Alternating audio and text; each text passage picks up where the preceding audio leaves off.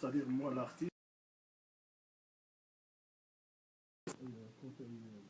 marocain, le conseil consultatif des Marocains à l'étranger. Le conseil consultatif des Marocains À l'étranger. À l'étranger. CCME. Le CCM. Oui. Le conseil de la communauté marocaine à l'étranger. Voilà. C'est pas le conseil consultatif. Je rattrape. Voilà, donc une fois qu'on s'est mis d'accord, j'ai eu le plaisir d'aller, le plaisir entre parenthèses, parce que j'ai lié ce travail à un événement dramatique, mais j'ai eu l'honneur, si on veut, d'aller travailler cette sculpture au Maroc. Donc c'est une réalisation que j'ai faite à Casablanca, et où moi j'ai fourni le dessin sur ordinateur, et la découpe au laser sur métal a été faite par une société casablancaise. Al-Mohammedia. Non, à Casablanca. Ah. À Ain Sba.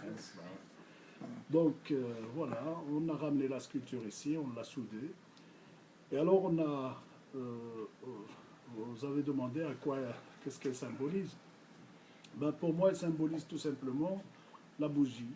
Parce que comme on a allumé beaucoup de bougies à cette occasion, et cette bougie, je l'ai allumée à l'intérieur de la sculpture, ce qui se fait rarement.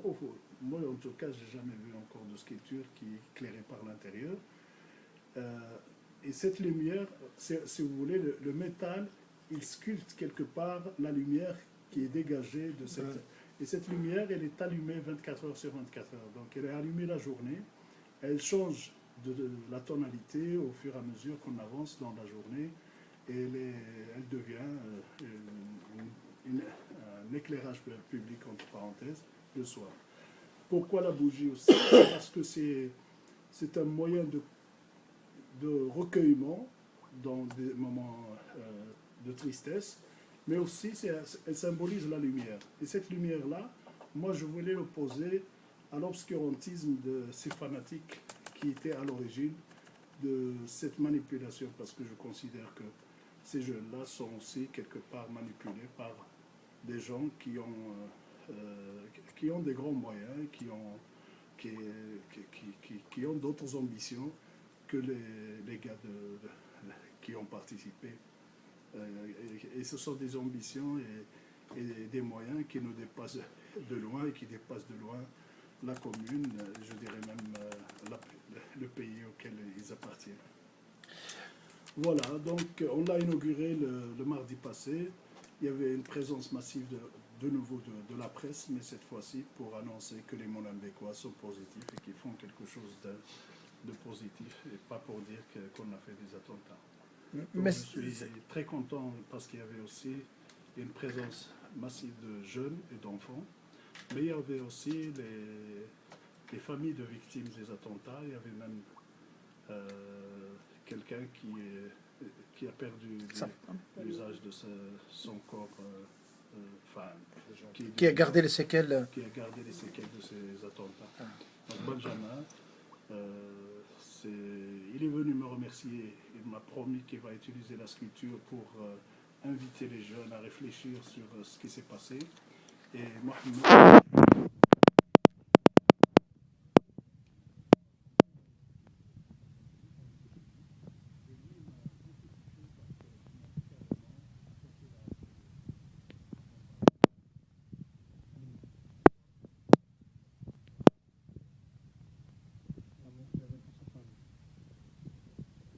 Là, Moustapha, moi, je ne peux que saluer ce travail et ce rappel à cette mémoire, parce que c'est vrai que c'est un monument maintenant ouvert à tout public, qui est illuminé jour et nuit, 24 sur 24, que cette flamme, nous espérons et nous prions que cette flamme ne s'éteignira jamais, et que cette flamme d'espoir et d'amour, comme l'a appelé le Maroc à départ, qu'elle puisse s'allumer dans tous les cœurs,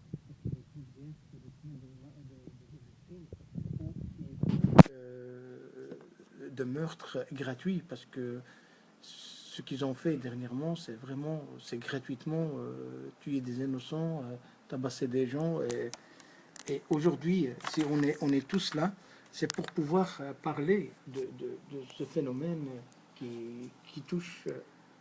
Je vais sortir de Molenbeek parce que il n'y a pas que Molenbeek, il y a d'autres quartiers qu'on ne connaît pas. Il y avait Verviers, il y avait beaucoup de trucs.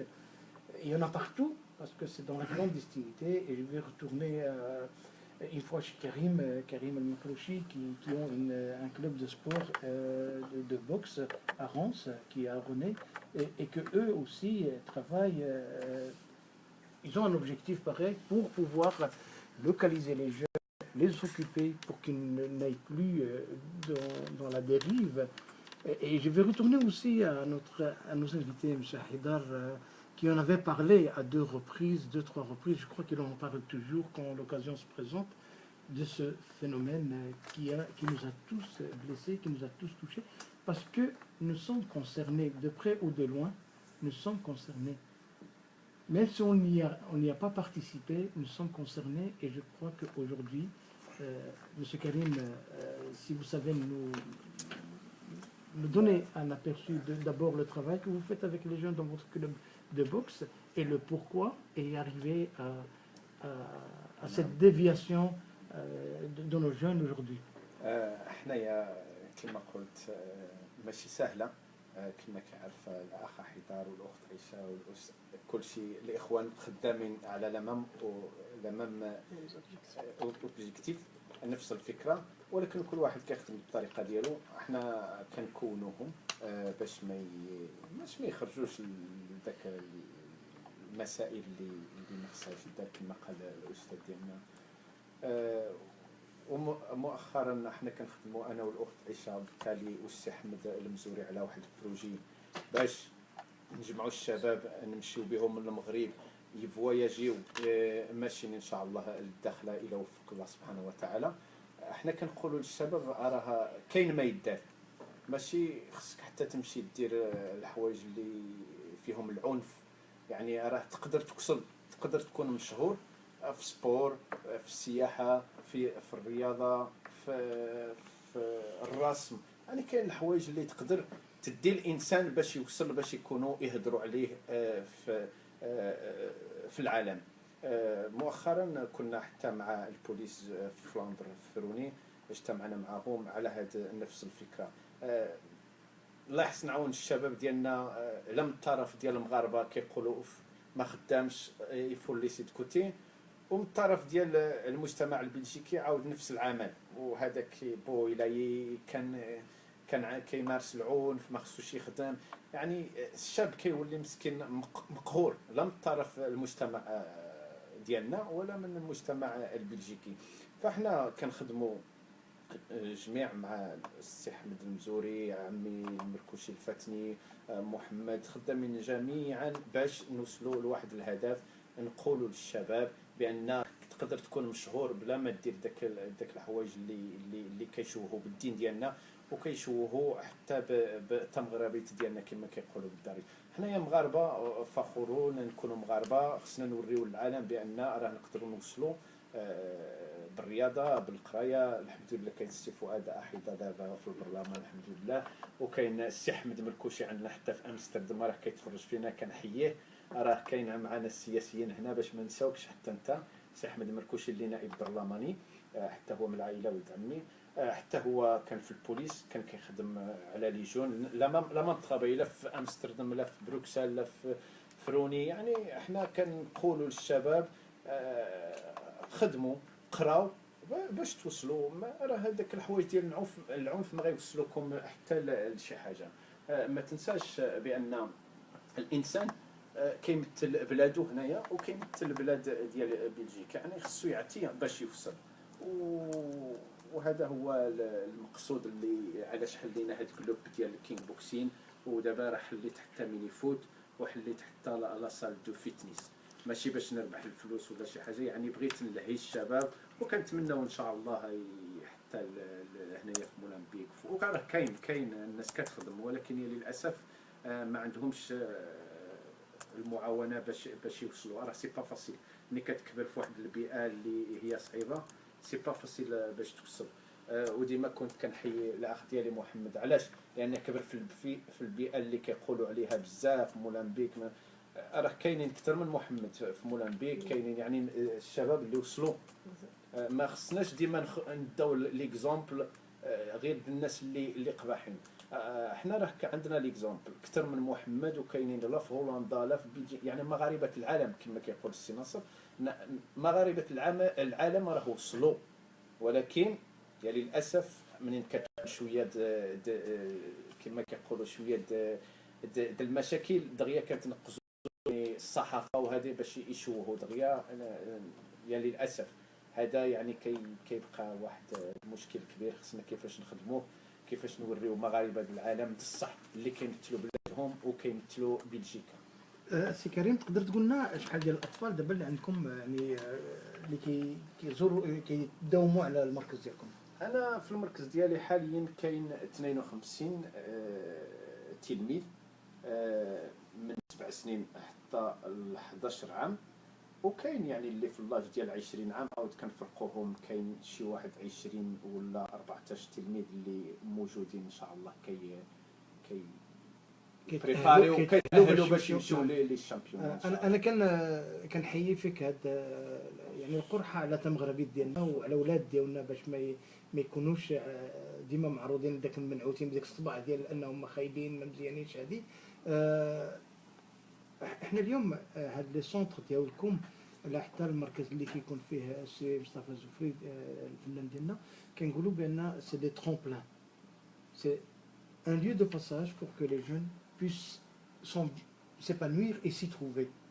Et ça permet aussi de peut-être faire sortir une flamme d'artiste, une flamme de boxeur ou une flamme d'un joueur de futsal pour pouvoir arriver à un niveau plus professionnel. Le cas de Mohamed à côté de moi, alhamdoulilah,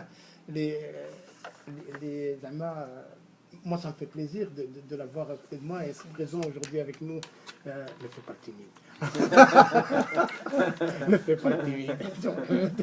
Le Marocain du monde t'écoute. Donc voilà, je crois que c'est la lutte de chacun de nous, ici autour des micros, peut-être même ailleurs, des gens qui sont dans l'ombre et qui luttent pour pouvoir éviter que nos jeunes puissent tomber dans un fléau pareil et partir comme des victimes, parce que c'est eux aussi c'est des victimes. Oui. On n'a pas donné la parole à notre invitée, Madame Aïcha Bqali, qui nous a honoré de sa présence aujourd'hui. Madame Aïcha Bqali, et c'est la deuxième fois que vous nous rendez visite. Vous êtes من studio دابا. شكرا سي ناصر. مساء الخير المشاهدين الكرام. دونك انا كنعرف خدمت مع السي كريم، كنعرف العائله تقريبا كامله، وخدمت مع السي مصطفى. دونك je connais un petit peu le public ديال مولمبيك و un petit peu le public ديال غوني.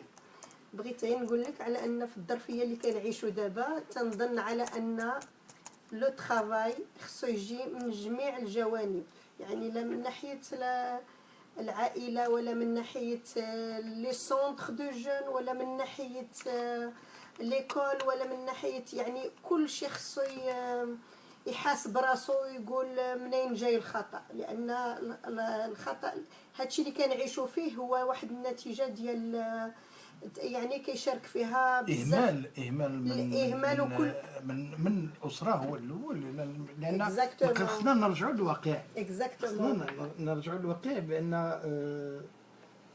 on peut dire que les parents ils ont démissionné dans l'éducation. Ils ont démissionné très tôt. Ils ont démissionné très tôt, et le problème qu'il y a, c'est que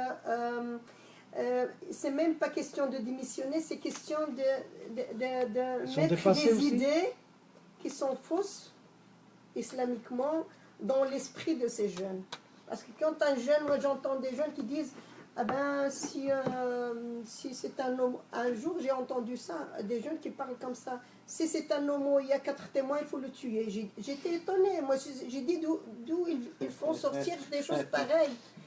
Une femme qui n'a pas le foulard, c'est même pas une maman. Je peux pas dire le mot qu'ils ont utilisé.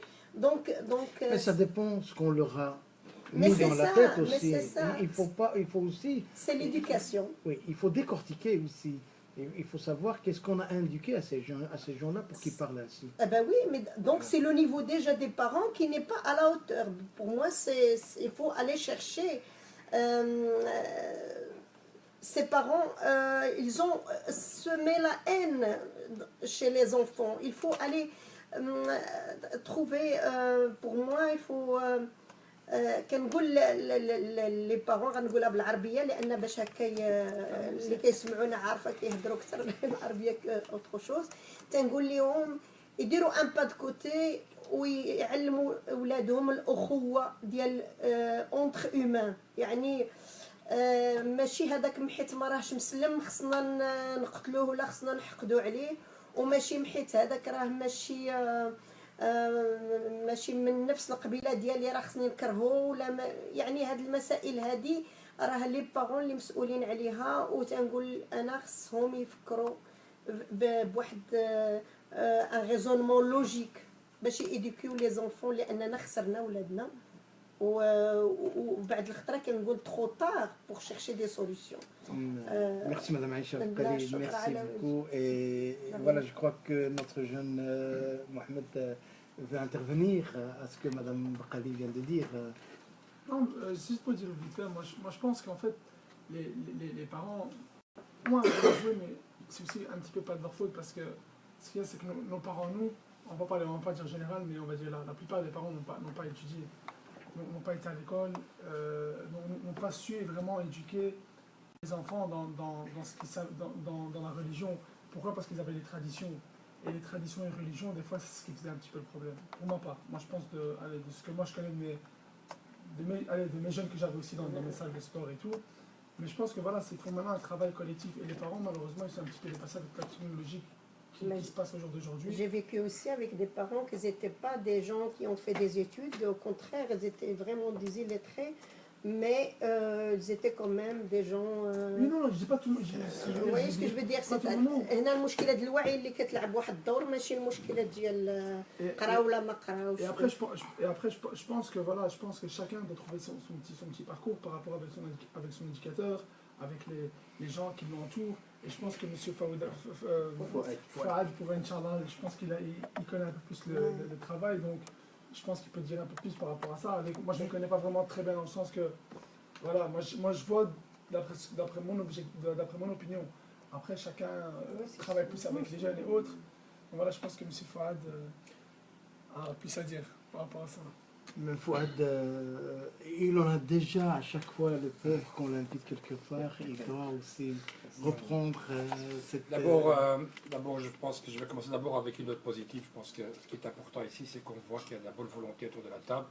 Et moi, je voudrais aussi, malgré que je le fais indirectement sur Internet, sur Facebook, mais c'est important de dire à ceux qu'on aime, de leur dire qu'on les aime. Moi, je suis très fier de le travail qu'il a accompli, pas seulement depuis aujourd'hui, c'est un artiste depuis je ne veux pas dire des décennies, mais je veux dire que ça fait quand même des années qu'il travaille dur pour faire et réaliser ce qu'il a réalisé. Je pense qu'aujourd'hui, c'est un début de reconnaissance. Ce n'est qu'un début de reconnaissance parce qu'il mérite beaucoup plus que ça, que Machallah, les travaux qu'il a fait. Et je dis souvent qu'on ne doit pas spécialement être d'accord avec la personne politiquement, intellectuellement, ainsi de suite, mais il a fait un travail gigantesque, quelque chose qui rapproche les gens, qui a permis à la réflexion et tout. Et je suis fier, moi, de passer sur cette place aujourd'hui et de voir effectivement ce monument qui est clair en disant, voilà, nous avons de l'espoir. Mais pas simplement l'espoir que simplement des jeunes vont changer. Les jeunes ne sont pas désolidarisés avec des criminels. Mais la seule chose qu'ils vont faire, c'est de dire aussi qu'on espère aussi que la presse et les médias vont enfin parler de ce qui est positif. Ce que vous faites aujourd'hui, c'est quelque chose de beau, c'est quelque chose de noble, c'est de permettre de parler de ce qui va bien. Et je pense qu'effectivement, M. Moussa Fazofri a donné le ton. A donné le ton et donne un moment, une réflexion en disant, s'il vous plaît, est-ce qu'on va enfin voir le bout du tunnel? Et donc cet espoir qu'il nous met et cette illumination de cette petite lumière en disant, écoutez, voilà. Et j'espère effectivement que ça va vous permettre de vous guider. Vous savez, chers amis, sur les 311 attentats qu'il y a eu sur l'Europe, 7 ont une consonance dite religieuse musulmane. 7 sur 311. Alors aujourd'hui, on peut parler autant qu'on veut, sortir des chiffres autant qu'on veut, mais je pense qu'il y a une chose qui est claire, c'est qu'il y a un agenda clair au niveau européen par rapport à une sécurisation totale de l'islam. L'islam fait peur, il est sur la presse et les médias 7 jours sur 7. On nous sert depuis qu'on est gamin, c'est-à-dire pour nos enfants. Moi j'ai un fils qui a 17 ans, il est né avec les images du 11 septembre 2001, et depuis exactement 15 ans, on nous bassine jour et nuit que nous sommes des criminels, que nous ne valons rien, qu'en réalité nous ne méritons pas d'être ce que nous sommes. Alors aujourd'hui, chacun doit se poser la question de savoir qui est responsable. Alors, vous savez, j'entends des gens qui disent les familles sont pas responsables. Moi, je suis une famille de 8 frères et sœurs. 8 frères et sœurs, mon père ne sait ni lire ni écrire. Ma mère ne sait ni lire ni écrire. Mais elle nous a appris à avoir des valeurs, d'avoir du respect. On est venu avec des règles, puisqu'on parle du Maroc, avec le fait, le karam del Maghreb, l'hospitalité, le fait d'aider son voisin, d'être solidaire avec les autres et tout, et avec une éducation religieuse, islamique, même si c'est parfois des traditions un peu spéciales, mais des traditions qui nous ont permis de s'aimer les uns les autres. Moi, j'ai grandi dans une mosquée où il y avait l'imam qui disait que le plus important chez Dieu, c'est pas ce qu'il nous a donné, c'est ce qu'on en fait. Peu importe que tu sois intelligent, peu importe que tu aies de la force, peu importe que tu aies de l'argent, mais qu'est-ce que tu as fait avec ce que Dieu t'a donné? Moi, je suis musulman, j'en ai besoin, d'autres qui ne sont pas croyants, il n'en a pas besoin. Chacun, comment il voit les choses. Je voudrais qu'on fasse très attention de faire des amalgames. J'ai un ami, très très proche à moi, qui s'occupe de ses enfants jour et nuit. Mais à un moment donné, il a perdu le contrôle. Il a perdu le contrôle parce qu'en réalité, il n'a pas envie de tout le temps être derrière ses enfants pour voir qu'est-ce qu'ils font sur Facebook, qu'est-ce qu'ils regardent dans YouTube, qu'est-ce qu'ils écoutent réellement quand ils partent à l'école, qui ils contactent à l'extérieur. Il m'a téléphoné à 6 h du matin, en panique, comme dit Fouad, s'il te plaît, Fouad. Je lui dis, qu'est-ce qui se passe, Abdelza? Il me dit, là, je viens de trouver un SMS de ma fille de 16 ans qui me dit, papa, quand tu vas te réveiller, je serai en Syrie avec les Moudjahidines en train de combattre pour l'État islamique. Une fille de 16 ans. Tu sais que le monsieur qui mesure pratiquement 1,95 m, qui casse des murs à 2 moteurs, parce qu'il travaille dans la société 2 moteurs, qui casse des murs jour et nuit pour nourrir sa famille, n'était pas capable d'aller dans la chambre à côté, d'aller voir si sa fille était vraiment dans son lit, ou est-ce que c'était juste une petite blague de sa fille. Il a réveillé sa femme pour lui dire « Hajja, va regarder, je crois qu'il y a ta fille qui t'appelle. » Il dit « Mais non, il n'y a personne qui appelle. Hajja, va voir, il y a ta fille qui t'appelle. » Juste parce qu'il n'a pas eu le courage d'aller voir dans la chambre, et c'est qu'au moment-là qu'il a découvert que sa fille est partie. Mesdames, messieurs, il y a une chose qui est sûre, c'est que personne n'est à l'abri. Personne n'est à l'abri. Alors arrêtons ces discussions de dire que c'est parce que les gens ont mal éduqué leurs enfants, c'est parce que les parents sont démissionnaires, parce que la majorité des enfants qui sont partis en Syrie, je peux vous assurer que le chef d'entre eux, quand on parle des gens comme Abaoud, son père est multipropriétaire sur la question de Molenbeek. C'est un monsieur qui a été éduqué dans une des meilleures écoles de Bruxelles, c'est pas de Belgique, le collège Saint-Pierre de Uccle, mesdames et messieurs.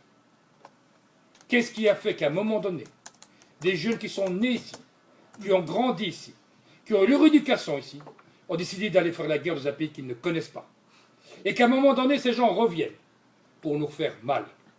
Alors, chacun d'entre vous, je pense qu'on a quand même eu un niveau scolaire.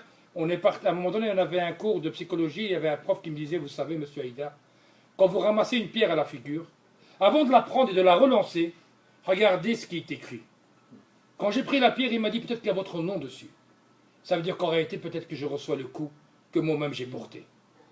Vous savez, la question qu'on doit se poser, chers amis, c'est de se dire, à qui profite le crime? À qui profite le crime?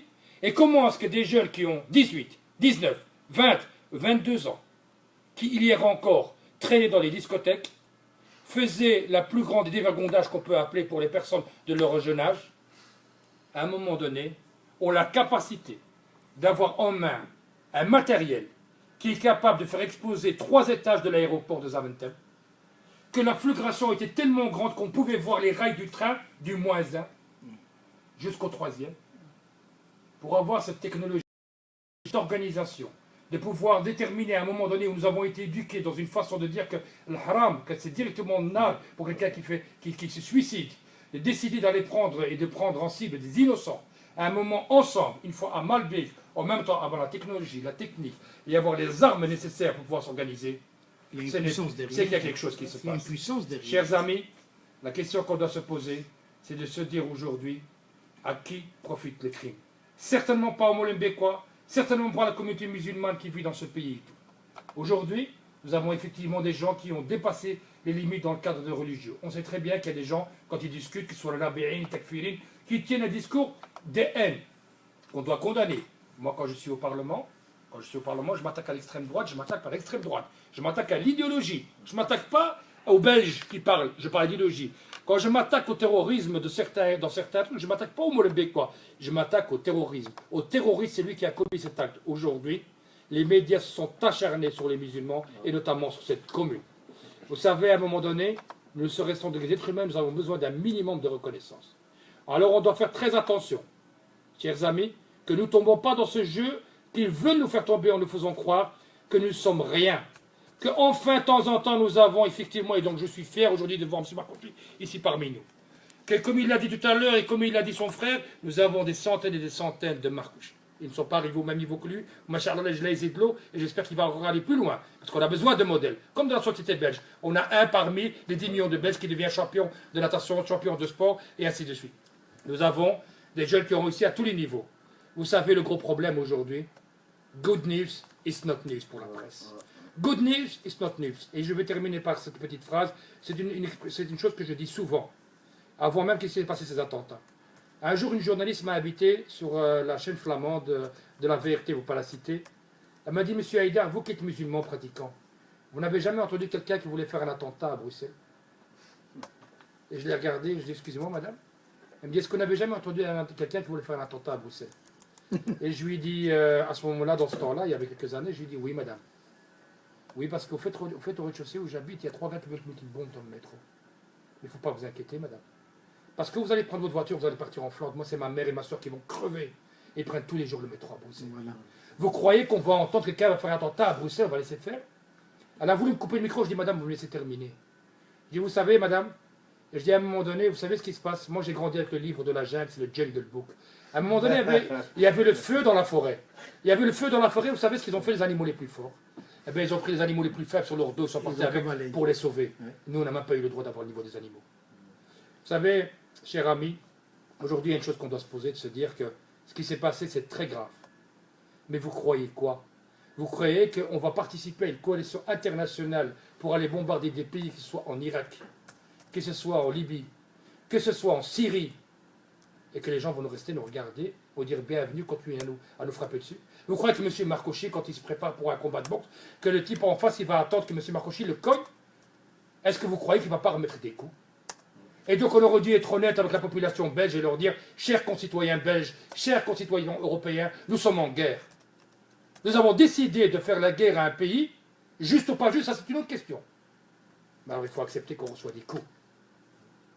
Parmi ces jeunes, il y a des jeunes qui se disent, j'ai 22, 23 ans que je connais personnellement, qui ont étudié, que leurs parents ont suivi, qui ont obtenu un diplôme et qui sont partis aujourd'hui en Syrie. Vous savez sur base de quoi?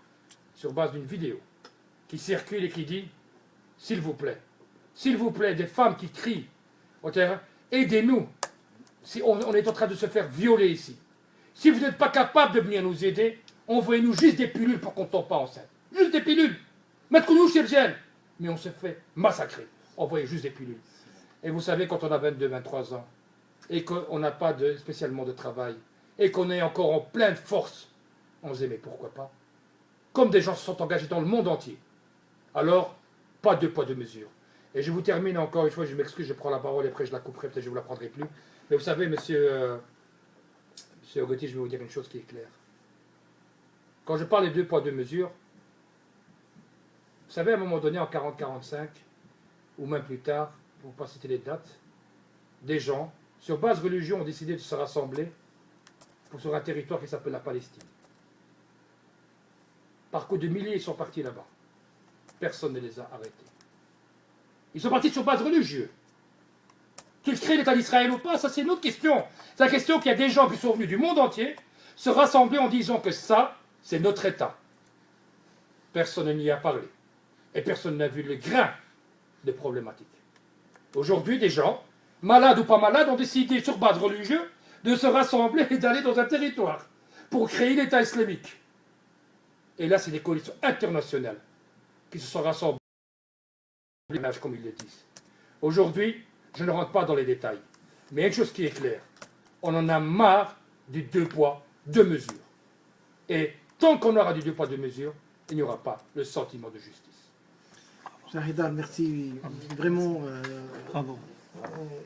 on n'a plus de mots à exprimer après cette intervention et que, ben voilà, vous avez parlé avec les tripes, on le sent, on le voit.